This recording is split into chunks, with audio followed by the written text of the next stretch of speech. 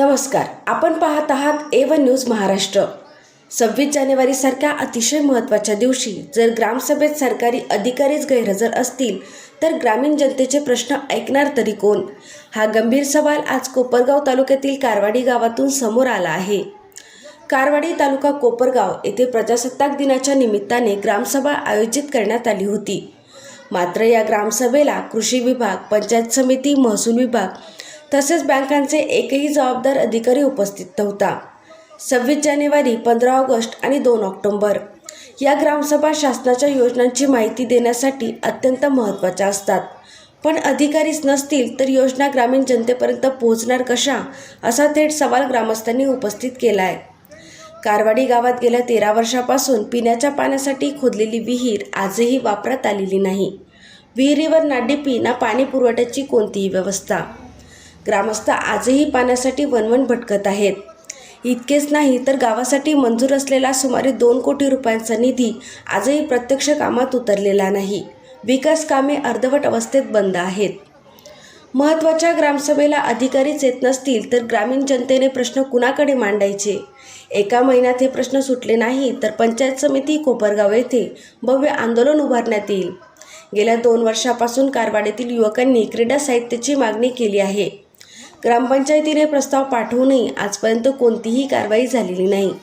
योजना फक्त कागदावरच आहेत का, हा प्रश्न आता युवकही विचारत आहेत। एकीकडे विकासाच्या घोषणा तर दुसरीकडे ग्रामीण भागातील मूलभूत प्रश्न आजही जैसे थे। आता पाहायचं हेच, प्रशासन याची दखल घेणार का की ग्रामस्थांचा आंदोलनाचा इशारा प्रत्यक्षात उतरणार? सत्य, वेगवान आणि विश्वासार्ह बातम्यांसाठी A1 न्यूज महाराष्ट्र। प्रतिनिधी किसन सोनवणे, कारवाडी।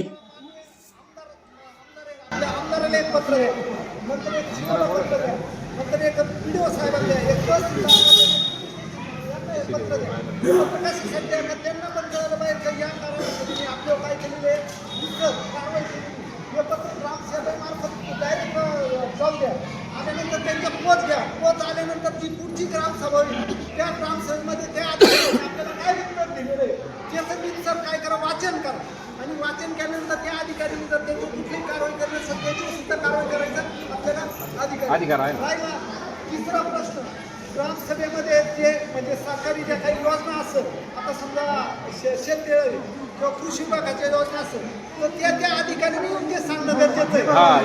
काही निवड भाऊसाहेबांची जिम्मेदारी नाही, त्या विभागाच्या अधिकाऱ्यांनी स्वतः उभं राहून तिथं ती माहिती देणं गरजेचं आहे। यासाठी स्वतंत्र तुम्ही काय करायचं, त्या अधिकाऱ्यांना तुम्ही पत्र द्या की बाबा तुम्ही अमुक तारखेपासून हजर नाही, आमच्या ग्रामसभेत हा विषय झालेला आहे, तुमच्यावर आम्ही कारवाई करणार आहे, त्याच्यामध्ये कुठल्याही प्रकारचं तुम्हाला आम्ही सवलत देणार नाही अशा, कारण त्यांना त्यांच्या माहीत राहते सगळ्या स्कीमा स्वरूपात त्यांचं उत्तर मागवा। अशा प्रकारचं महत्त्वाचा हा एक मुद्दा आहे। आणि ह्या गोष्टी जर आपण न केल्यामुळे काय झालं माहिती, आपण फक्त ग्रामसभेमध्ये विषय घेतो, विषय घेतल्यानंतर आपल्याला तेच आपल्या लेखी स्वरूपात पाहिजे, ह्या गोष्टी घडणं गरजेचं आहे।